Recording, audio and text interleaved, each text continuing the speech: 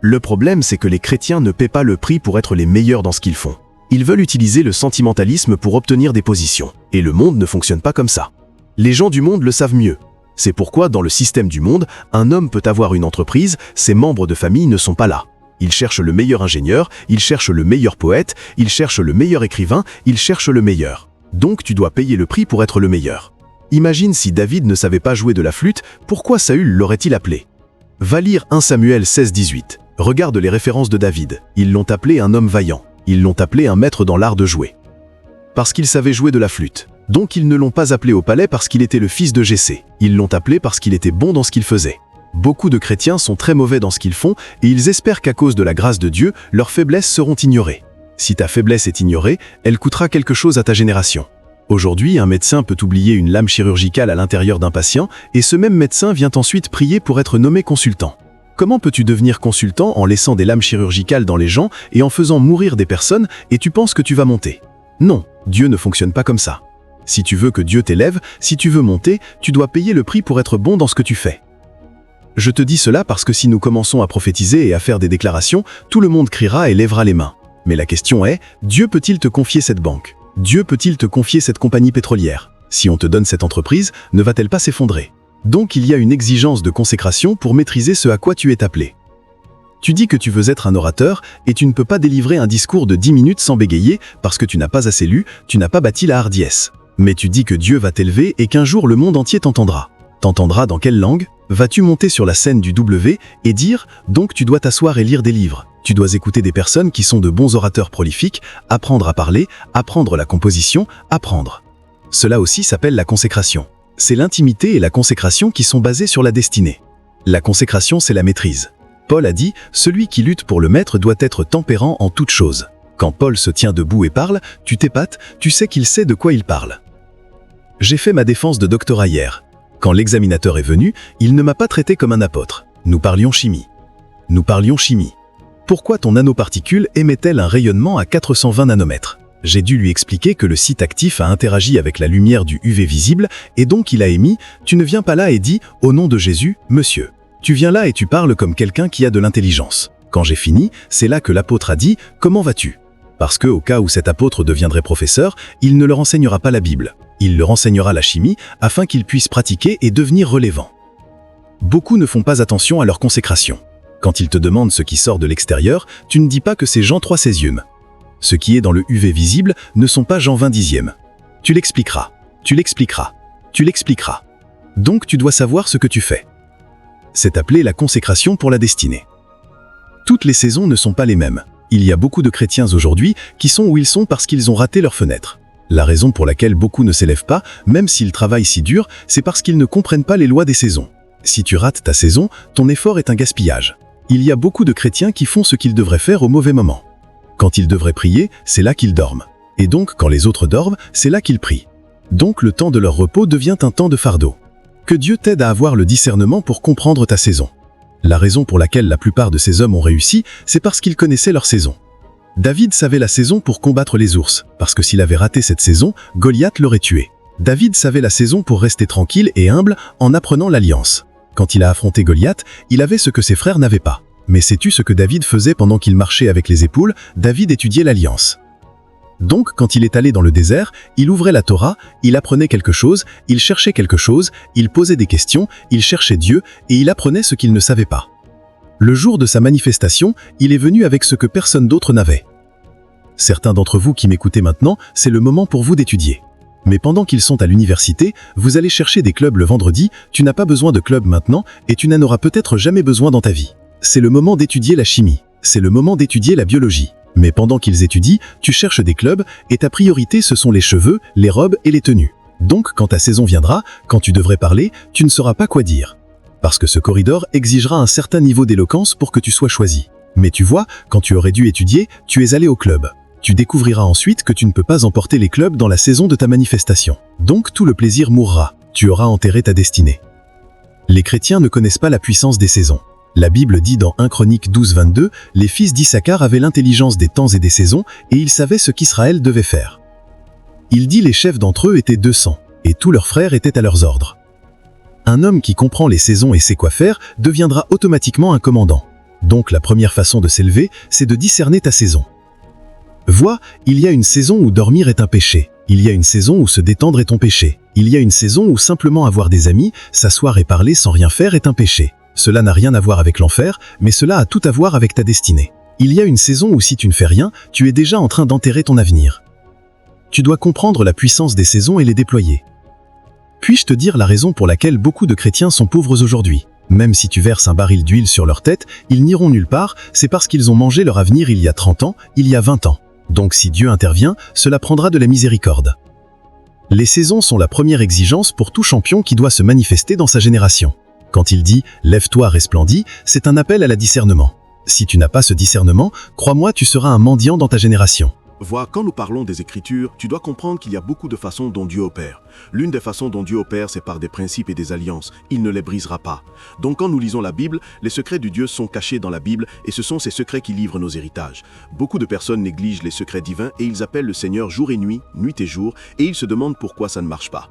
Dieu sait que tu seras un homme d'affaires et donc, il y a 10 ans, 5 ans ou même maintenant, il te dit « Va apprendre quelque part ». Mais tu dis que tu es un grand homme, tu te promènes en trompant les gens, tu fais semblant d'être ce que tu n'es pas. C'est ton avenir que tu manges. C'est le moment de mettre ton orgueil de côté et d'aller demander à l'homme qui sait « Monsieur, qu'as-tu fait? Que dois-je faire ?» Et ensuite, tu l'apprends patiemment afin que quand la saison de ta manifestation viendra, tu sois prêt. C'est la clé pour s'élever. S'élever signifie que tu dois comprendre comment tes saisons fonctionnent. J'ai étudié ma propre vie. Je sais comment mes saisons fonctionnent. Chaque année, si j'approche de mars, une porte doit s'ouvrir. Il n'est pas possible que je vienne en mars et qu'une porte ne s'ouvre pas. Je peux te montrer des choses qui se sont produites ces 10 dernières années. Je suis venu à comprendre que quelque chose se passe pour moi au mois de mars et donc je me prépare pour le mois de mars. Je sais que quand cette saison arrive, je ne peux pas rater le signal du ciel. Parce que parfois Dieu vient comme un murmure, parfois Dieu vient comme un signal, parfois Dieu vient comme un désir. C'est l'homme préparé qui peut voir que c'est ce que Dieu est en train de faire et avec la force de cela, il se lance dans sa saison. Mais si tu ne sais pas comment les saisons fonctionnent, tu ne pourras peut-être jamais réussir. Il y a beaucoup de personnes qui tous les 3 ans ont une visitation, et le diable le sait. Donc quand cette période approche, c'est là que le diable amène des gens pour les troubler, et pendant 3 semaines, ils sont en colère contre tout le monde, ils frappent ou ils gardent de la rancune alors qu'ils ont besoin d'être sensibles parce que la voix de Dieu va venir. Mais le diable sait qu'ils ne savent pas, donc le diable amène quelqu'un pour les offenser et il garde de la rancune contre cette personne. Donc il passe toute la journée à médire, il passe toute la journée à dire du mal, il passe toute la journée à souhaiter le mal, et l'ange qui a apporté leur saison viendra, il criera, ils n'entendront pas. Et parce qu'ils n'entendent pas, quand l'ange part, ils feront 90 jours de jeûne, ils ne réussiront toujours pas parce que la fenêtre est fermée. Si tu sais comment les saisons fonctionnent, cela affectera grandement ta vie. Combien de fermiers vois-tu partir en vacances pendant la saison des pluies? Combien de fermiers vois-tu partir en vacances quand la pluie est sur le point de tomber? Ils savent que c'est la saison pour labourer la terre. Si tu voyages à ce moment, quand tu reviendras en saison sèche qui est la moisson, peu importe à quel point tu as bien cultivé, tu ne moissonneras jamais rien, parce que tu as violé la loi de la saison. Et donc, l'exigence pour s'élever et resplendir est une exigence de discernement. Quiconque veut resplendir doit payer le prix pour bâtir le discernement. Si tu ne bâtis pas le discernement, tu ne pourras jamais resplendir. Chaque saison qui vient vers toi place une exigence sur ton discernement. Et il y a 3 choses que chaque saison fait à un homme, s'il est discernant, il la saisira. Je n'ai pas le temps de t'enseigner comment bâtir ce soir, mais je te donnerai les 3 signes que chaque saison apporte afin que si tu es discernant, tu la saisisses. Numéro 1, un fardeau. Les saisons viennent avec des fardeaux. Quand une saison commence à venir vers toi ou qu'une nouvelle saison est sur le point de s'ouvrir, si tu es spirituellement sensible, beaucoup de fois tu remarqueras que tu perds certains appétits et que tu commences à hériter de nouveaux appétits. Ces fardeaux sont conçus pour te positionner stratégiquement. Certains de nous, quand une saison approche, découvrent qu'ils commencent à perdre le désir d'être simplement autour de tout le monde. Ils se retirent. Ils ne savent même pas pourquoi ils se retirent. Il y en a parmi nous, quand une saison approche, il devient difficile de dormir la nuit. Bien que tu sois allé te coucher à 21h, tu te retournes sur ton lit jusqu'à 2h du matin, tu n'as pas dormi et c'est constant pendant 3 mois. Tu vas juste t'allonger, tu ne peux pas dormir jusqu'à 2h du matin parce qu'il y a une alarme que tu dois capter à minuit. Donc ce que ton esprit fait, c'est que ton esprit est recalibré pour recevoir ce que cette saison apporte. Ceux qui ne sont pas sages savent-ils ce qu'ils font? Ils commencent à regarder des films de saison. Donc ils vont s'allonger, ils commencent à regarder un film. C'est leur meilleur moment pour regarder des films et ils le regarderont jusqu'à ce qu'ils s'endorment. Ils le regarderont jusqu'à ce qu'ils s'endorment. Donc ce que Dieu a créé et conçu dans leur esprit pour les préparer à recevoir une visitation, ils l'ont aborté parce qu'ils ne sont pas spirituellement discernants. C'est pourquoi le discernement est trop important pour quiconque veut s'élever et resplendir. Quels sont les fardeaux que tu as abortés? Dieu a mis un fardeau dans ton cœur, tu ne fais rien là-dessus. Tu as enterré ce fardeau, c'est ta destinée. Chaque homme est enceint de sa destinée, mais cette grossesse vient sous forme de fardeau. Ce fardeau te troublera. Parfois ce fardeau te fera chercher des hommes, parfois ce fardeau te fera voyager pour chercher des lieux. Par tous les moyens, tu l'incuberas jusqu'à ce qu'il sorte. Quand la mère de Samson était enceinte de Samson, l'ange lui dit « Ne bois aucun breuvage fort parce que l'enfant que tu portes est un naziréen. Le fardeau mettra une loi sur toi. C'est en suivant ces lois que tu enfantes une grande destinée et c'est en enfantant une grande destinée que tu t'élèves. C'est pourquoi tu resplendis. » Les fardeaux s'éveillent dans l'esprit et commencent à mettre un fardeau sur lui. Et pour la première fois, nous avons entendu que Moïse est allé voir les Israélites. Pourquoi quitterais-tu un palais pour aller rencontrer des gens qui sont sous le soleil brûlant, sous la peine, sous le fouet et toutes sortes de souffrances? Parce que les appétits commencent à changer. Un fardeau commence à se former dans son esprit. À ce moment-là, il n'était plus intéressé par les plaisirs de l'Égypte. Il voulait voir Israël délivré. Il ne savait pas comment, mais il avait perdu sa paix et il sortait chaque jour. Il regardait la façon dont Israël était puni et il perdait sa paix. Pourquoi traite-t-il mon peuple comme ça? Pourquoi traite-t-il mon peuple comme ça? Au point qu'un moment est venu que la Bible dit que Moïse a tué un Égyptien pour avoir touché un Israélite. La question est, qu'as-tu fait pendant les 40 dernières années? Parce que la saison n'était pas encore venue. Quand la saison est venue, un fardeau s'est cristallisé dans l'esprit. Il y en a beaucoup parmi vous qui m'écoutez maintenant, vous avez soudain un fardeau de devenir généreux. Vous voyez n'importe quel mendiant, vous devez donner quelque chose. Vous voulez aller à l'orphelinat. Vous ne savez pas que vous êtes manipulé pour une saison. Une saison de puissance arrive, et donc, ce que Dieu fait, c'est de te préparer afin que tu qualifies pour être le candidat que le ciel choisira. Si tu ne réponds pas aux exigences de cette saison, la fenêtre passera, tu ne la saisiras pas. C'est ainsi que le règne fonctionne. Moïse a su et il a suivi ce fardeau. Sais-tu que même s'il a fui l'Égypte, il a servi ce fardeau pendant 40 ans jusqu'à ce que Dieu le rencontre? Vois. Ne sois pas rapide à ouvrir ton esprit à tout. N'importe qui médit de toi, tu commences à parler. Tu te réveilles tout d'un coup et soudain tous tes amis te trahissent. Ne les attaque pas. Retire-toi. Demande-toi. Qu'est-ce qui se passe ici? J'ai été avec Ruth pendant 15 ans. J'ai été avec elle pendant 10 ans. Pourquoi tous soudain me trahissent-ils dans la même saison? Quelque chose est en train de se passer. Je refuse d'être trompé. J'ai besoin de discernement.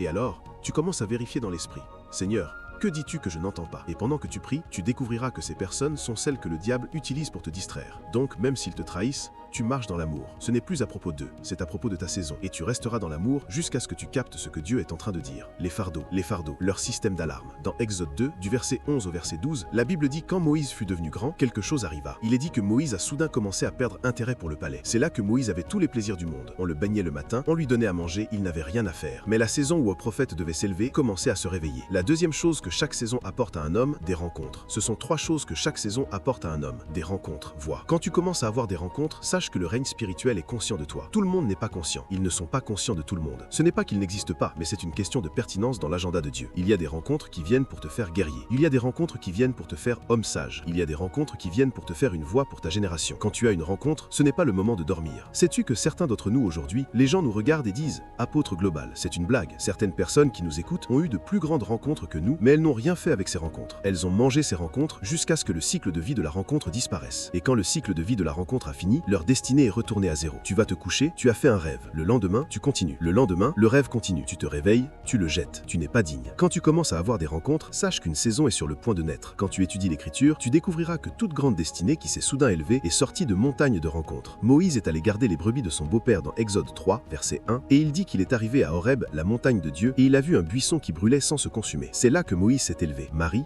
vierge innocente, un ange lui est apparu. Sais-tu quel ange est venu à elle? L'ange qui est venu était l'archange Gabriel. Pas un messager, un prince du ciel est venu. Avant que Gabriel ne vienne à Marie, il est allé délivrer le message à Zacharie. Zacharie a douté de lui. Il n'a pas consulté Dieu. Il a dit, tu seras muet jusqu'à ce que tu le vois, parce que le gars est un prince, il a de l'autorité. Il a dit, je me tiens en présence de Dieu. Quand ce genre d'ange vient à toi, ta vie doit changer. Marie a été sage. Au moment où l'ange est apparu à Marie, numéro 1, elle a dit, quelle sorte de salutation est-ce? Comment peux-tu saluer une femme ordinaire comme moi et dire que je suis pleine de faveur? Quelle sorte de salutation? Et l'ange a dit, ne t'inquiète pas, le Saint-Esprit viendra sur toi, la puissance du Très-Haut te couvrira. Cette chose qui sera formée en toi est le Fils du Très-Haut. Immédiatement que cette rencontre a fini, Marie s'est levée et elle est allée visiter Élisabeth. J'ai besoin de sagesse. Je sais que ma vie ne peut plus être la même, quelque chose a changé. Tu es la seule qui a une rencontre et tu retournes dormir. Donc la saison ne s'est jamais manifestée. La façon dont tu t'élèves, c'est de jouer selon les mélodies de tes rencontres. Quand ces rencontres viennent, ce que tu dois faire, c'est d'être sensible aux exigences de ces rencontres. J'espère que tu sais que quand Gabriel est apparu à Marie, il lui a dit pendant que je te parle maintenant, ta cousine Élisabeth est enceinte. Marie a su que cette rencontre est liée à cette affaire. Donc, elle n'a eu besoin de personne pour la conseiller. De son propre chef, elle a préparé ses affaires et elle est allée chercher Élisabeth. Et au moment où elle a rencontré Élisabeth, le bébé dans son sein a tressailli de joie et Élisabeth a commencé à prophétiser. Pourquoi la mère de mon Seigneur vient-elle me visiter? 2 femmes sont soudain entrées dans le règne prophétique. Pendant qu'Élisabeth prophétisait, Marie a commencé sa propre prophétie.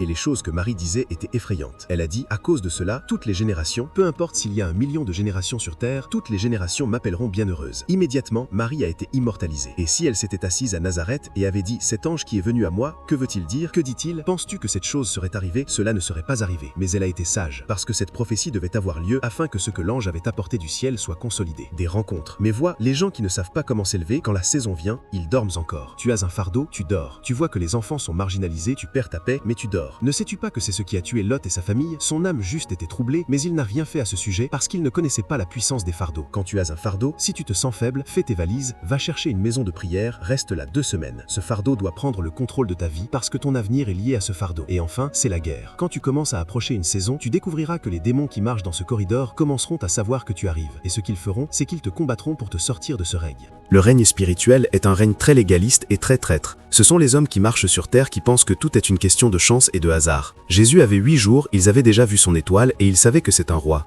8 jours, il était lié à personne qui paraissait grand. En fait, il était dans une mangeoire et les personnes qui ont vu son étoile ont voyagé pendant des mois pour le voir. Cela signifie que avant qu'il ne soit né, il l'avait déjà vu. Et est-ce que cela ne te choque pas que les personnes qui l'ont vu n'étaient pas des prophètes, c'était des astrologues de l'Orient? Ils ont vu l'étoile d'un enfant qui n'était pas encore né et ils ont commencé à voyager des mois avant sa naissance. Quand ils sont arrivés, il avait juste 8 jours. Et quand ils sont venus, ils ont dit « Où est le roi qui est né? Nous sommes venus l'adorer. » Qui vous a dit qu'il est roi? Est-il né dans un palais? Comment l'avez-vous su? Vous êtes les seuls qui ne savaient pas qu'ils savent. Les hommes dans l'esprit, vous êtes les seuls qui ne savaient pas que les étoiles des hommes parlent d'eux beaucoup plus que leur visage. Comment avez-vous su qu'il était roi? Où l'avez-vous lu? Comment l'avez-vous vu? Les prophètes ne le savaient pas. Le Sanhédrin ne le savait pas. Personne ne le savait. Seuls les sorciers et les sorcières le savaient. Et au moment où ils sont venus, Hérode s'est réveillé. Sais-tu ce qu'Hérode a fait? Hérode a tué tous les enfants qui avaient 2 ans. Il n'est pas allé pour les enfants de 8 jours. Il n'est pas allé pour les enfants d'1 mois. Il n'est pas allé pour les enfants de 2 mois. Il n'est pas allé pour les enfants de 3 mois. Il est allé pour 2 ans, afin de ne manquer cet enfant par aucun moyen. Tu vois le niveau de bouffonnerie que le diable crée pour attraper un homme. Un enfant qui a 8 jours, le diable ira jusqu'à 2 ans pour effacer tous les enfants. Donc, quand Jésus célèbre son anniversaire, il est le seul. Il n'y a aucun enfant de son âge dans sa génération.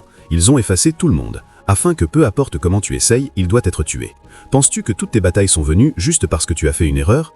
Penses-tu que toutes tes batailles sont venues juste parce que les hommes te haïssent? Les batailles sont des indicateurs dans l'esprit. Il y a un langage que chaque bataille parle. Les hommes blancs les interprètent. Il y a des batailles que tu combats, cela te montre que tu fais une erreur. Donc tu corriges tes voies et la bataille mourra.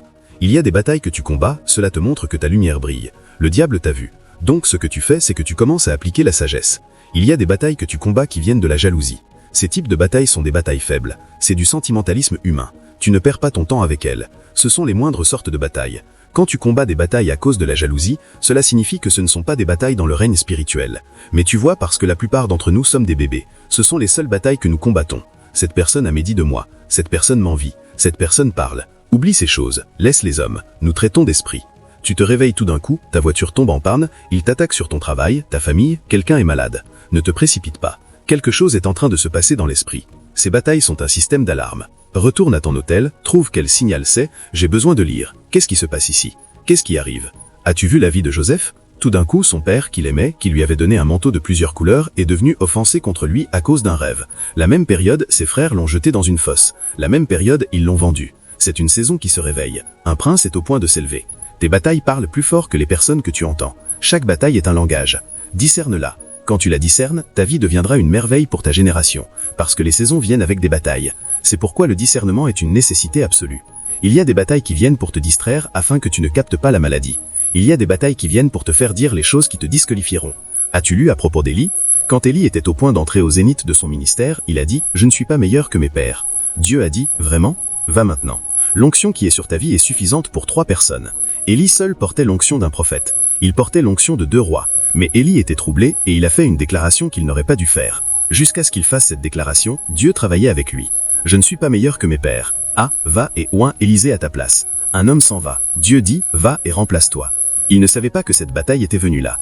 Il y a des batailles qui viennent seulement pour te faire dire la mauvaise chose. « Seigneur, je ne crois pas que tu es réel. Ah, tu es très toi-même. Ô Père, je m'en fiche plus. Ah, Seigneur, tue-moi. Ah, tu n'es pas sage. Tu es au point d'entrer dans ta saison. » C'est pourquoi ces batailles sont venues.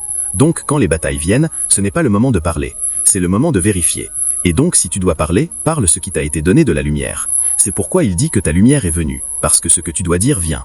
Les syllabes sont codées dans la lumière. Les pas que tu dois faire sont codés dans la lumière. C'est en montant sur ton autel que tu liras le parchemin du ciel. Et donc, quand tu sors, quand ils pensent que tu vas dire « je suis fini », tu diras « quand les hommes sont abattus, nous sommes élevés ». Et alors ils se demanderont « ce n'est pas ce que tu étais censé dire ». Oui, ce n'est pas ce que je suis censé dire en tant qu'homme, mais j'ai vu quelque chose dans la lumière. Quand je suis entré dans la lumière, j'ai su que ce n'est pas une bataille pour me tuer, c'est une bataille pour m'éveiller à une nouvelle saison. Et donc